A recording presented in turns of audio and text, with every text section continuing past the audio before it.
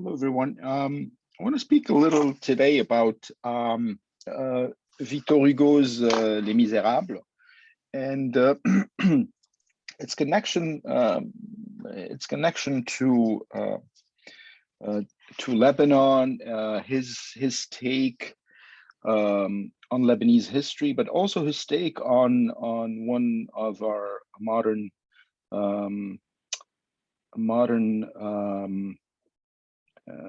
illnesses, wokeism. Um, so I began about a month ago rereading Les Misérables, which I had read when I was 10 or 11, I think. Three monumental tomes, and I'm actually reading the old books of my youth. This is tome 3. I purchased this book in 1970, or at least it was printed in 1972. But from my writings on it, it looked like I was quite young when I first read this book. So in any case, I want to begin by saying that Victor Hugo was, by all accounts, a gifted storyteller and a magician of the French language. But he was, importantly, as I'm rediscovering him these past few weeks, he was a humanist in the moral and intellectual sense of the term. And here's why. Barely 1 year after Ernest Renan published his Mission de Phénicie, which was a result of archaeological work that he had done in Lebanon and the Levant in general, and he laid bare with it the what we call today the discipline of phonicology. He laid bare the Phoenician alphabet, the Phoenicians, the Phoenician language. And here's how, in 1862, how Victor Hugo writes about the Phoenicians. I'm going to read it in French because I think it's more impactful in French, and I'll try to sort of deconstruct it, if you will, or explain it. And here he's speaking about language and the protection of language. Faire surnager et soutenir au-dessus de l'oubli, ne fût-ce qu'un fragment d'une langue quelconque que l'homme a parlé, c'est-à-dire un des éléments dont la civilisation se compose ou se complique, c'est servir la civilisation même. Ce service, Plaute l'a rendu en faisant parler le Phénicien à 2 soldats carthaginois. Ce service, Molière l'a rendu en faisant parler le Levantin à tant de ses personnages. Le Phénicien à merveille, le Levantin à la bonne heure.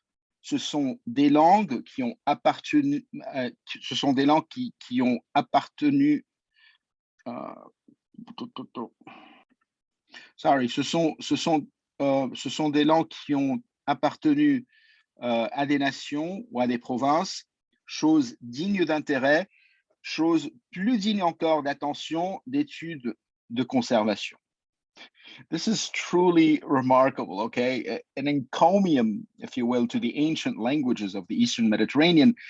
This passage reads almost like an 1862 Victor Hugo exhorting the Lebanese of today to revive and valorize the language of their Phoenician ancestors. Venerable, at least he is venerating them, venerable ancestors that many Lebanese today unfortunately disclaim and mock and denigrate in the name of woke progressivism.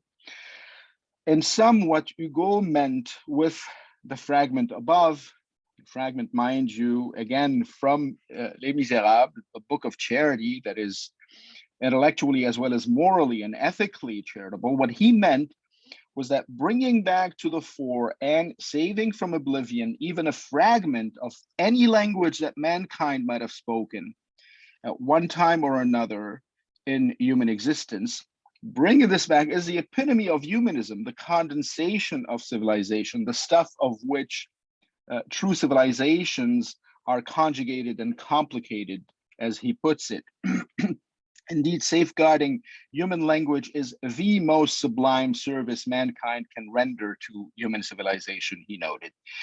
That is partly why, as he writes in that French quote that I provided, that is why Roman playwright Plautus made the Carthaginians in his play The Little Carthaginian, made them speak in Phoenician. That is why, again, this is Hugo saying, that is why Francis Molière made so many of his characters speak a Levantine language, which, like Phoenician, is part and parcel of marvelous topical languages that had once belonged, as Hugo puts it, belonged to nations and provinces worthy of our interest, worthy of our attention, our study, and our conservation. Incidentally, Phoenician and Levantine, and the latter a bona fide language that Hugo defines as, quote, this language of the port cities of the Mediterranean. These languages seem to be idioms that have also, and he mentions that in Les Misérables, marked with their sediments the modern French language. According to those who study language like language ought to be studied, notes Hugo, quote, which is to say, study language like geologists study planet Earth, French can be said to be the outcome of a long process of alluvial deposits. The more one digs into the layers of the French language, he writes, the clearer the layers of Provençal, Spanish, Italian, Levantine, English, Basque, and Celtic languages become, end quote. Like all human languages, writes Victor Hugo, the French tongue is the outcome of a deep and odd layering of geological formations upon which every other race has placed its own deposit, contributing its own little brick, stacking it over the old Gallic roots and ancient timber of modern French, end quote. A linguist by avocation, Hugo was no historian, although all his historical, no historian in the academic sense. He was not formed to be a historian, but all of his historical novels remain to this day supremely learned and supremely learned, historically speaking. As a poet, a novelist, an essayist, and a playwright, Hugo was a gifted storyteller who wielded the skill of an historian of ideas with a masterful grasp of the sources and a deep, deep understanding of the sociopolitical and cultural preoccupations of his times. In a sense, Hugo was also a social justice warrior in a good way, before the term social justice warrior was ever invented or sullied by the woke virtue signaling anti-intellectual shallow fashionistas of our times. Hugo was a committed ethicist and a historian of ideas and political thought who had empathy for his human subjects and the human condition, not an axe to grind, as many historians carry today. Hugo never canceled, never chided, never badgered his audiences with moralist fairy tales. He advocated for equality and equity that would not stifle creativity and freedom and free enterprise. Limiter la pauvreté sans limiter la richesse summed up his humanist philosophy, that is to say, ending poverty without ending wealth. As an ethicist and historian of ideas, his lodestar was civilizational. He loved the civilization that he wrote about. He was invested in its equilibrium, in its preservation, in its perpetuation. To him, Judeo-Christian civilization was a miraculous amalgamation of humanity, humanism, and the divine, a conjugation and a partnership between God and man, a creative force composed of heaven and earth.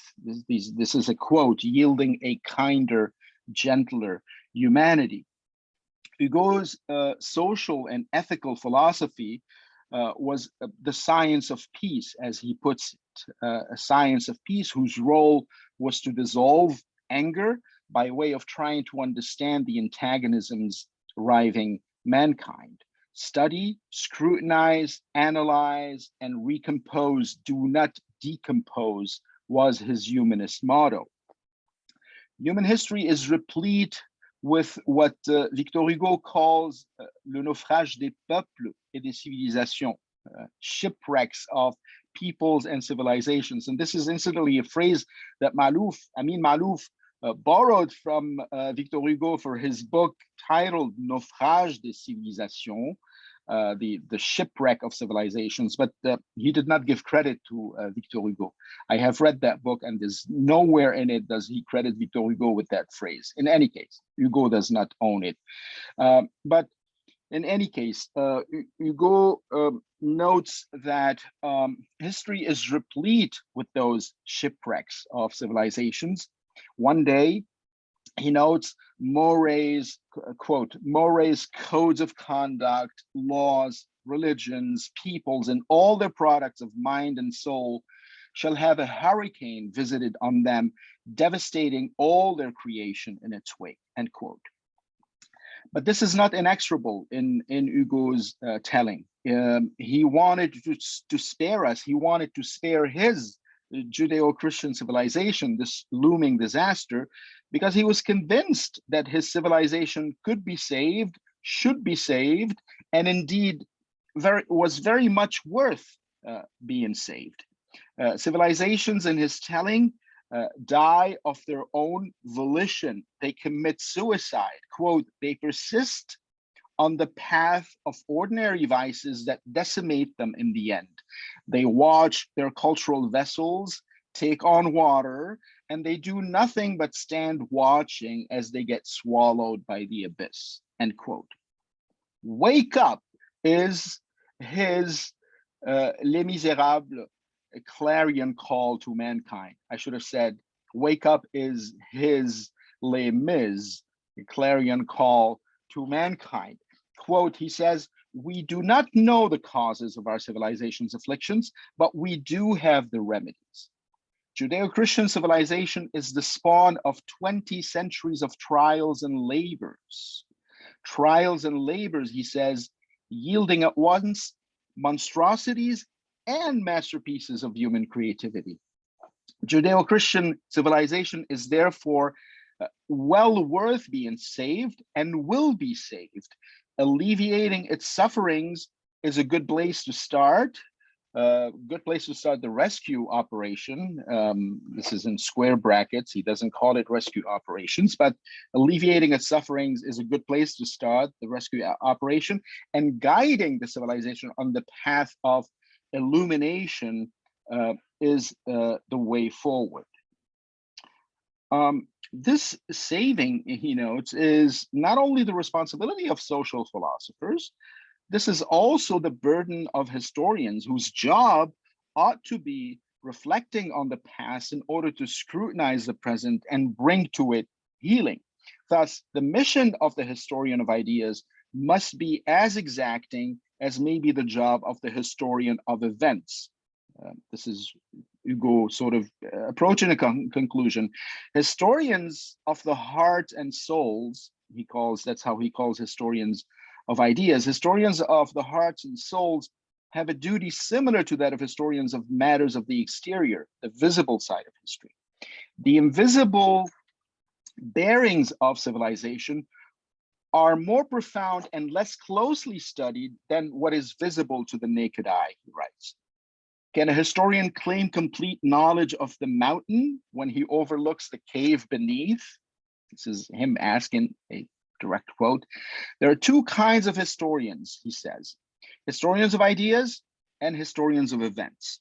A good historian, he writes, a good historian of events is by definition a bad historian if, quote, if he limits himself to the patent, the visible, the glittery side of people's lives, the outer facade of a civilization, as opposed to its interior, its concealed, unseen side, its hidden innards, end quote.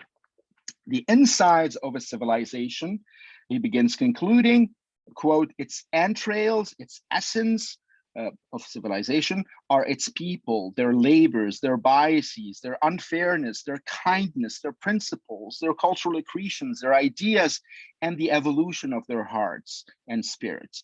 All components that providence etches on the outer facades of a civilization have their parallels in a hidden, veiled essence. All convulsions in the pits of civilization produce upheavals on its surface. And so true history, being enmeshed in all human activities, a true historian is before someone who is involved or who involves himself in every earthly activity. Let me because this is a very important quote. I messed it up, I think. True history being enmeshed in all of human activities, a true historian becomes before someone who involves himself in every earthly activity, end quote. From this follows Hugo seeing the role of the historian of ideas as one contributing to the elevation of man's mores, man's intellectual and scientific standards of livings, the spread of ideas that generate knowledge among rising generations, not nurturing resentments and victimhoods. Speaking in modern terms, already in 1862, this is the genius of this text. You know, me reading it as an elderly, as opposed to reading it when I was a teenager. Speaking in modern terms, in 1862, Victor Hugo was indicting the closing of the human mind of today, wokester style. Okay, let us steer clear of mental pollutions of all kinds, he wrote, quote, let us put an end to the bankruptcy of our current research methods. Let us avoid groupthink and the tyrannical dogmatism of pre-approved, officially sanctioned pedants. Let us shun the corrosive woke pieties, I added this, that have rendered our universities artificial commercial oyster factories. Let me repeat this. Let us shun the corrosive pieties, I put woke in square brackets. Let us shun the corrosive woke pieties that have rendered our universities artificial commercial oyster factories. And instead, let us remain wise, reasoned, accurate, methodological, fastidious, diggers and seekers of fact, and thoughtful to a fault. Let us believe in dreams. Let us aim for the elimination of misery and physical and intellectual pettiness, end quote.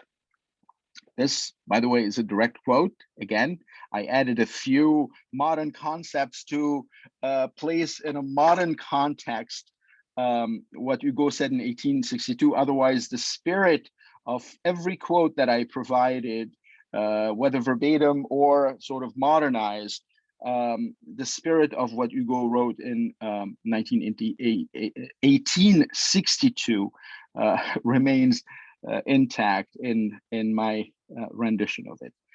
Thanks for sticking around. Ciao.